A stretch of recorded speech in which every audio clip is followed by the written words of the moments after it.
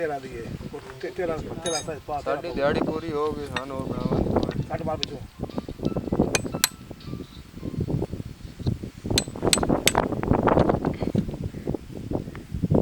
ਲੰਮਾ ਕਰਕੇ ਖੋਲ ਯਾਰ ਸਾਰਾ ਇੰਟੂ ਲਾਸਟ ਇੰਟੂ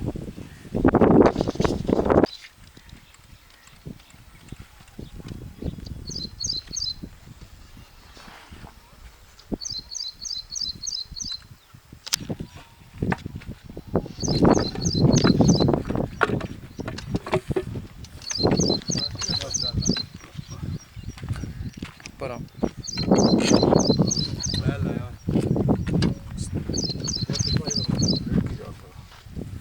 बोला सही छोड़ा हाँ